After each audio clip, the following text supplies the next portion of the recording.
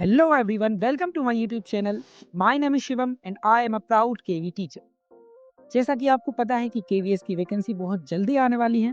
So in today's video, I will guide you on how to prepare for KVS PRT examination. अगर आप किसी भी government school specifically in KVS as a teacher join करना चाहते हैं तो ये वीडियो आपके लिए है, इसलिए अंत तक बने रहिए. इस वीडियो में सबसे पहले हम बेसिक इन्फॉर्मेशन जैसे एलिजिबिलिटी, एग्ज़ाम पैटर्न, बाकी चीज़ें जानेंगे. इसके अलावा विशेषकर पीआरटी एग्ज़ाम के लिए मैं आपको स्टडी प्लान, स्ट्रेटजी, रिसोर्सेज भी शेयर करूँगा. सबसे पहले आते हैं एलिजिबिलिटी. केवी में प्राइमरी टीचर बनने के लिए आपके पास 2 year diploma in elementary education होना चाहिए और इसके साथ ही सीटेट का पेपर 1 क्लियर होना चाहिए.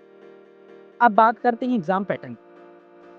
केवीएस की हिस्ट्री रही है कि हर बार अपने सिलेबस को चेंज करना और लास्ट टाइम तो अच्छा खासा चेंज देखने को हमें मिला. लेकिन आपको ये नहीं सोचना है कि पैटर्न चेंज हो जाएगा तो अभी से पढ़कर क्या करूँगा.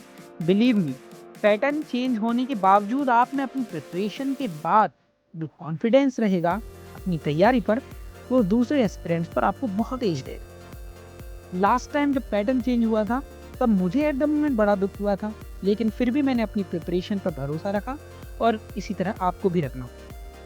एग्ज़ाम टोटल 180 मार्क्स का ऑब्जेक्टिव टाइप फॉर्मेट में होगा, जिसमें Hindi, English, math, CVS, GK, reasoning, pedagogy, computer वगैरह वगैरह पूछी जाएगी. चलिए करते हैं सिलेबस का break down.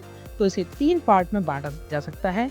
Part A general part of 40 marks, part B pedagogy of 60 marks and part C subject concern of 80 marks.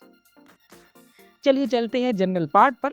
General part में इंग्लिश 10 मार्क्स की, हिंदी 10 मार्क्स की, रीजनिंग 5 मार्क्स की, GA CA means current affairs 5 marks का, computer 5 marks का. सबसे पहले आते हैं इंग्लिश का.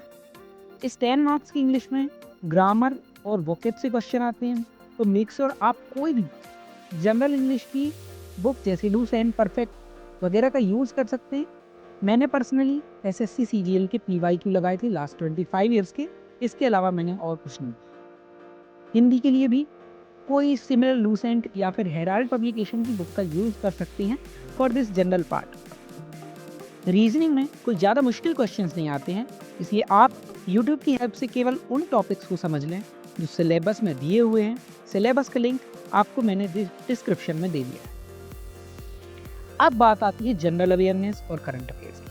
पर्सनली मैंने इस पार्ट को छोड़ दिया था क्योंकि ये बहुत वास्ट है, लेकिन फिर भी आपको यदि पढ़ना है तो लास्ट 6 मंथ का करंट अफेयर्स, प्रतियोगिता दर्पण या फिर स्पीडी जीके से पढ़ा जा सकता है.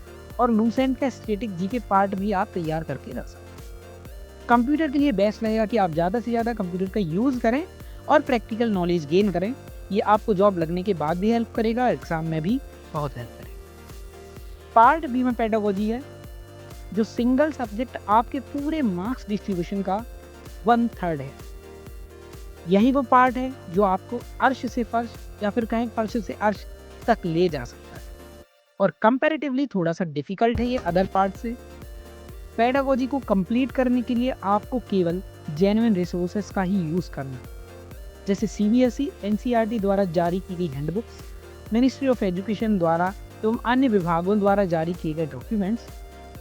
जेन्युइन रिसोर्सेज से पढ़ने पर ही आपकी अंडरस्टैंडिंग बनेगी और आप बेटर स्कोर कर पाएंगे.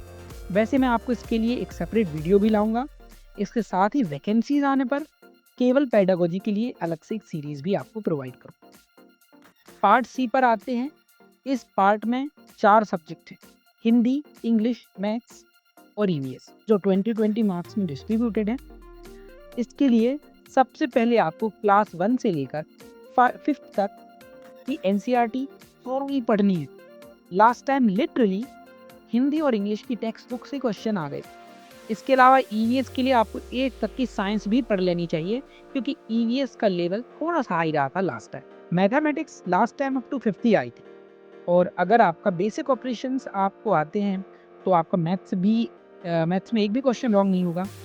स्टडी प्लान देखिए, केवीएस पीआरटी कोई आईएएस का एग्जाम तो है नहीं, फिर भी आपको इसे क्रैक करने के लिए कंसिस्टेंटली 3 से 4 आवर्स तो आपको पढ़ना पड़ेगा. हर रोज़ एटलीस्ट आपको 1 एंड हाफ आवर्स को पेडागोजी के लिए and 2 hours for subject concern आपको देना है।